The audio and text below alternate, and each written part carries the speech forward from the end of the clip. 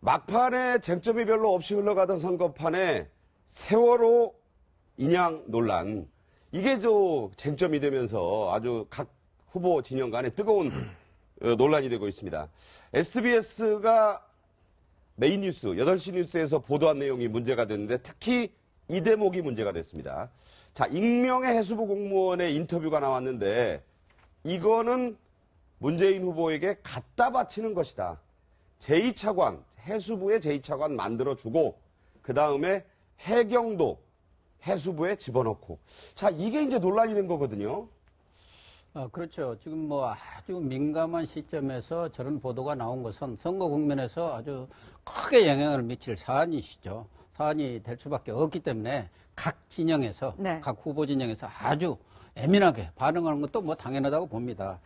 그러나 저는 뭐 SBS 자체의 그 보도 내용이 전혀 근거 없는 보도는 아닌 것 아닌가. 네. 그럼에도 불구하고 그 보도 본부장이 사과를 한 대로 우리가 흔히 언론 용어는 데스크라고 합니다. 데스킹, 네. 과정에서. 그러니까 그런 것을 좀 거르는 과정에서 좀 다소 오버된 그런 부분들이 추가된 것.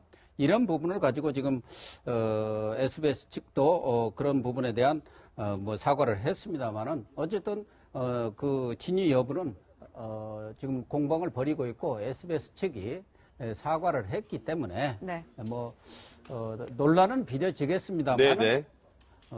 좀 대선 이후에 뭐 지금 검찰도 고발했다니까, 검찰에도, 네. 고발한다니까 진위 여부는 더 명확하니 가려지지 않겠나 그렇게 보여집니다. 네. 먼저 더불어민주당이 항의 방문한 내용 지금 보신 대로고요. 오늘 아침에는 자유한국당에서 공동선대위원장들을 포함해서 의원들이 대거 가서 또 항의를 했습니다. 자, 이런 정당 간의 항의 차원의 문제와 함께 해수부에서도 우리는 그런 통화를 한 적이 없다라는 또 해명을 하기도 하면서 오늘 아침에도 입장을 발표했는데 먼저 더민주당의 윤관석 공보단장의 얘기 들어보겠습니다.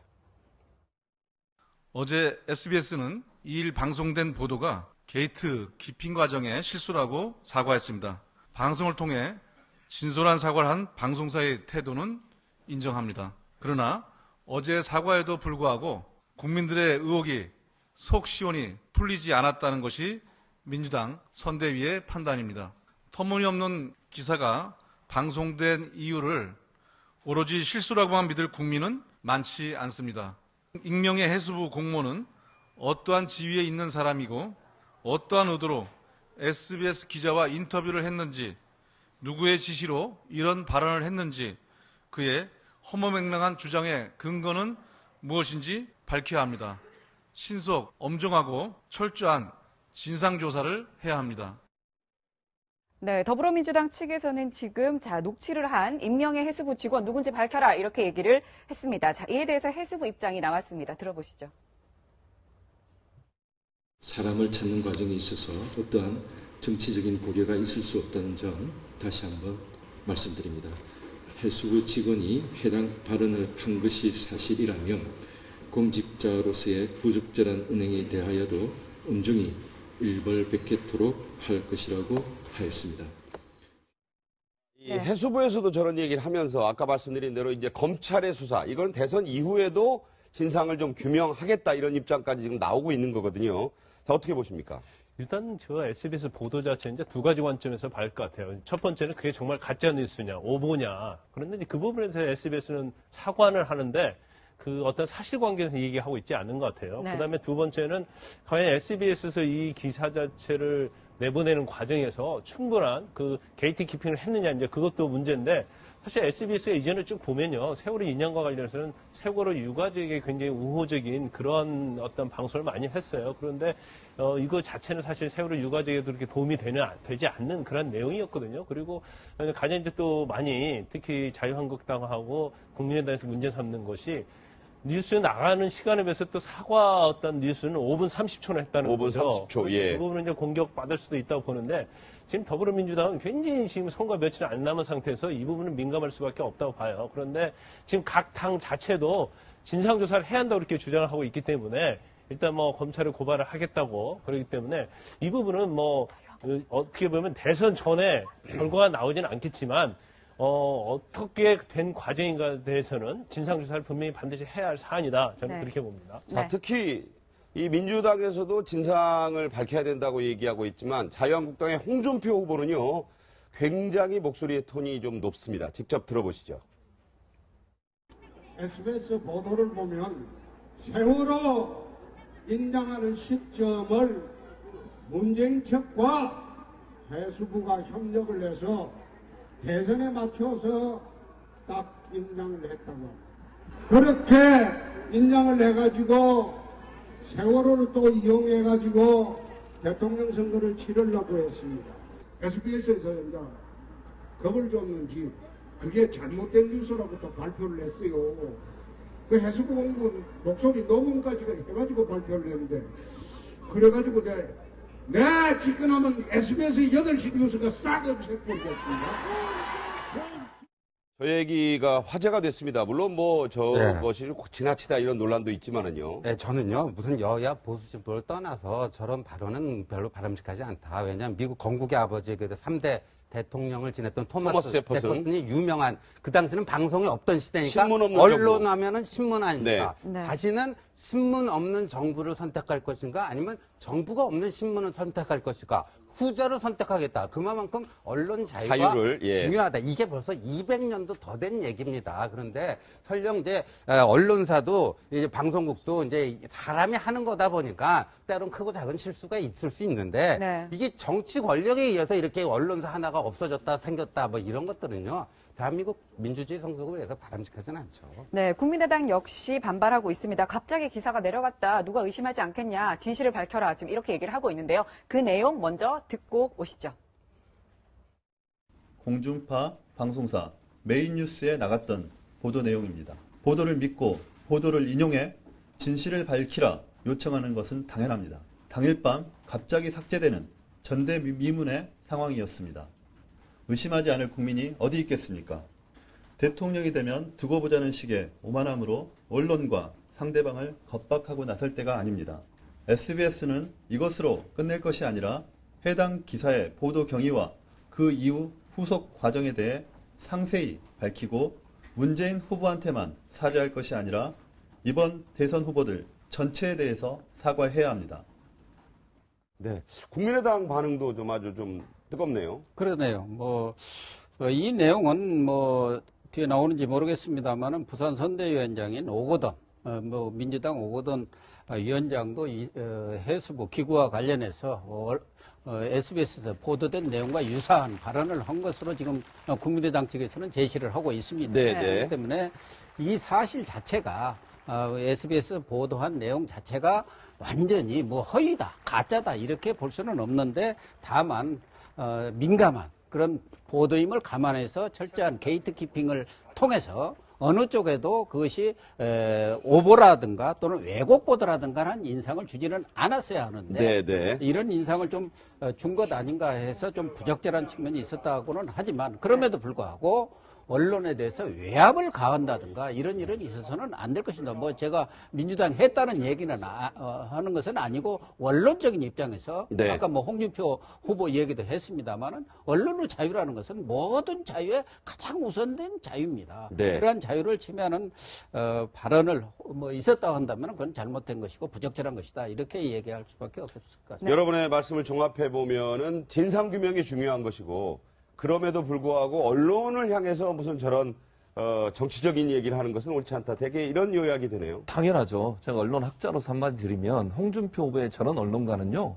언론을 정치 권력이 마음대로 할 수 있다고 생각하는 언론관이에요. 아주 못된 언론관이라고 저는 생각합니다. 네. 언론과 표현의 자유는 헌법에 보장된 자유고요. 미국 수정헌법 1조에는 언론의 자유를 침해하는 어떠한 법률도 만들 수 없다고 돼 있습니다.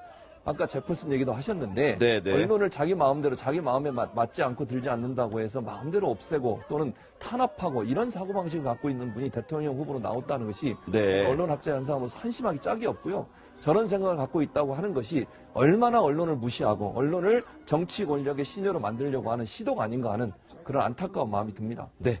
자, 이상 여러 패널리스트들의 말씀을 통해서 유권자 또 시청자 여러분께서 충분히 느끼셨으리라고 믿습니다. 다음 주제로 넘어가죠. 자, 홍준표 후보는 모래시계 검사다. 내가 국민검사다 이런 얘기를 했는데 여기에 대해서 원작자가 사실과 좀 다르다 이렇게 얘기해서 또 논란이 되고 있습니다. 먼저 홍준표 후보의 모래시계 검사론 들어보시겠습니다. 제가 95년도에 모래시계 드라마를 만들어주고 그게 인터넷가 전국판 된 거죠. 그럼 홍준표 어디 많이 입었죠? 그 회장이 고맙다고 골프장 날 불러가지고 골프도 한번 같이 쳤어요. 네, 내가 바로 그 유명한 모래시계 검사다 이렇게 유세차에서 얘기를 하고 있고요. 실제로 그 영상을 사용도 한다고 합니다. 음원도 쓰죠. 네, 예. 그런데 정작 이 드라마를 썼던 작가는 아니다. 이렇게 자신의 SNS에 글을 올렸습니다. 송진아 작가죠, 유명한. 네, 홍 후보 모래시계 검사 아니다라는 제목으로 요즘 모래시계 모델이 되었던 검사라고 주장하는 분이 계신데 사실관계를 바로잡고자 한다. 자, 어떤 사실이냐 이렇게 밝혔어요. 네, 그분은 제가 모래시계를 집필할 때 취재차 만났던 여러 검사들 중에 한 분일 뿐입니다. 이렇게 얘기를 했어요. 근데 드라마는 네. 뭐 가공하는 거 아니에요. 그렇죠. 그러니까 픽션 아닙니까? 허구죠, 허구. 예. 허구인데. 그래서 뭐 드라마 볼 때 뭐 본 드라마는 뭐 사실과 등장하는 관계없고. 뭐 이런 거 다 허구라고 그 앞에 자막이 지금 저게 보면 나와요. 이제 그 패러디한 영상이에요. 그러니까 이제 서로 자기 입장에 따라서 네. 홍준표 후보는 그 주인공 나다. 내가 나를 모델로 해서 조금 뭐 이렇게 뭐 수정 보완해서 만든 거다. 이런 주장을 하는 거고 작가 입장에서는 어떻게 딱 한 사람만 취재하고 뭐 해서 만들 수 있겠습니까? 네. 그러니까 뭐 해서 뭐 이렇게 하고 여러 가지 좀 이렇게 믹스해 갖고 만들 수도 있는 거 아니겠습니까? 그 어느 순간부터 저 홍준표 후보가 전에 이제 정치할 때부터 자연스럽게 모래시계 검사, 그러니까 탤런트로는 박상원 씨가 됐어요. 네.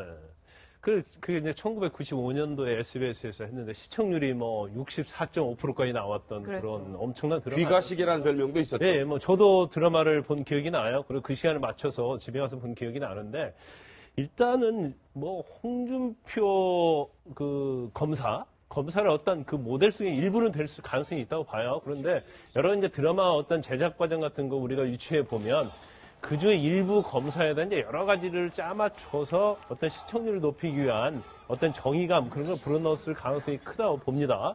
그런데 그 부분에 대해서는 사실은 여러 명 검사가 있는데 그럼 왜 홍준표 검사만 이렇게 모래시계 검사로 됐느냐? 제가 볼 때는 홍준표 후보는 정치를 했기 때문에 연관성 있게 사람이 연상작을 해서 모래시계 검사로 어떻게 보면 좋게 이미지가 된 거고요. 그다음에 이제 홍준표 후보의 말 중에 지금 SBS가 엄청 은혜를 입었다 그렇게 얘기하는데 저는 반대로 얘기하고 싶어요.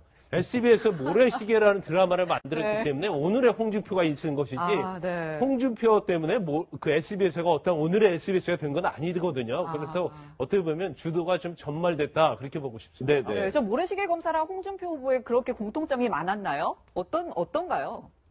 어쨌든 뭐 홍준표 검사가 당시에 슬롯머신 사건, 정덕진 사건. 장덕진 또 그 당시에 뭐 노태우 정부 황태자라는 박철원 전 의원 네. 그분들을 구속시키면서 크게 뜬 것은 사실이고 특히 1995년에 YS 정부 아닙니까? 김영삼 정부가 그렇죠. 새로 들어서면서 세피수혈 차원에서 홍준표 전 검사를 비롯해서 많은 사람들 영입했는데 그 과정에서 정치인으로서 띄우기 위해서 그때 이제 송파구로 나왔습니다. 그 당시에 송파구? 그렇죠. 송파구에 총괄을 송파에서, 했는데 예. 그 부분을 아주 선거 전에 잘 활용을 했죠. 뭐 홍준표 당시 후보도 잘 활용을 했지만 YS 정부도 이러한 모래시계와 같은 그런 검사를 우리가 그때 영입해서 선거 전에 백학이라고요. 드라마에 나오는 그렇죠. 그 유명한 테마 음악이 송파거리에 아주 시끄러웠어요. 그것뿐만 아니라 그때 15대 총선이었는데 아마 그것을 하나의 그 당시 YS 정부에서는 아주 중요한 포인트로 삼아서 이렇게 많은 새로운 인재들을 영입했고 우리가 새바람을 신한국을 만들겠다 그런 캐치프레이즈를 들고 있었던 정부이기 때문에 특히 홍준표 후보가 그때 엄청나게 떴죠. 네네. 15명의 송진아 작가의 말에 15명의 검사를 인터뷰하고서 그때 당시 강우석 검사거든요. 드라마에 나온 드라마 검사 주인공 이름은 강우석이었죠. 검사예요. 예. 그 강우석 검사의 캐릭터가 15명의 검사를 인터뷰하고서 15분의 1이었다는 얘기예요. 그렇죠. 그런 얘기가 지금 송진아 작가 얘기예요. 그렇다고 하면 물론 홍준표 후보도 그중에 한 분인 건 맞죠. 그러나 본인이 온전하게 모래시계 강우석 검사의 모델이었다 이렇게 얘기하는 건 좀 지나친데 네. 그럼에도 불구하고 본인이 열심히 이렇게 이용하고 있잖아요. 네. 그러면 SBS가 은혜를 입었다고 하기보다 본인도 SBS 혜택을 받았다고 얘기하시는 게 맞겠습니다. 네, 네. 자, 이제 유승민 후보가 전화위복이 좀 된 그런 분위기. 그야말로 뭐 사퇴 압박에 시달리고 의원들 14명이 떠나니까 홍 후보가 마지막 토론회에서 뭐 덕이 없어서 나간 거 아니냐 이런 수모까지 받았는데 반전의 분위기가 일고 있습니다. 먼저 논란이 많았던 황영철 의원의 얘기부터 들어보시죠. 그날 탈당 선언을 하자마자 친박계 의원들이 뭐 이렇게 준동하는 모습을 보면서 예. 자유한국당 아직 힘들겠다. 친박계 의원들이 그렇게 나서서 비난하고 다시 목소리를 내고 이러는 것을 들으면서 이거 좀 아닌 것 같다. 그렇게 솔직히 저하고 또 통화한 의원들도 계시고요. 계시군요. 그 서너 분 정도 뭐 서너 분. 같은 그런 말씀을 하시더라고요. 네, 이뿐만이 아닙니다. 네. 오늘 오전에 바로 탈당을 예고했었던 정운천 의원은요, 탈당하지 않겠다. 이렇게 전주에서 기자회견을 했습니다. 들어보시죠.